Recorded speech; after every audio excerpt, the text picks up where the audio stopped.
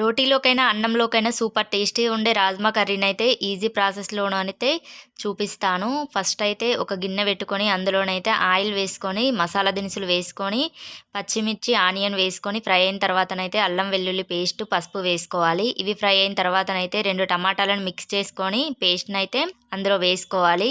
ఆ టమాటా పేస్ట్ కూడా మొత్తం ఫ్రై అయిన తర్వాతనైతే అందులోనైతే కారం ధనియా పౌడర్ అయితే యాడ్ చేసుకోవాలి. ఇవైతే ఆయిల్లోనైతే మంచిగా ఫ్రై కానివ్వాలి. ఫ్రై అయిన తర్వాతనైతే ఇందులోనైతే ఇప్పుడు ముందుగా ఉడకబెట్టుకున్న రాజ్మానైతే ఇందులోనైతే యాడ్ చేసుకోవాలి. ఇందులో యాడ్ చేసుకొని అయితే ఒక 10 మినిట్స్ అయితే లో ఫ్లేమ్లో పెట్టయితే మంచిగా ఉడకనివ్వాలి. ఇది ఉడుకుతుండగానైతే తగినంత ఉప్పు, గరం మసాలా, కసూరి మేతి వేసుకొని అయితే దించుకోవడమే. టేస్ట్ అయితే సూపర్ ఉంటుంది. రోటీస్కైనా చపాతీకైనా. నచ్చితే మీరు కూడా ట్రై చేయండి. ఈ రోజైతే నా డే రొటీన్ అయితే వ్లాగ్ అయితే పోస్ట్ చేసిన లాంగ్ వీడియో.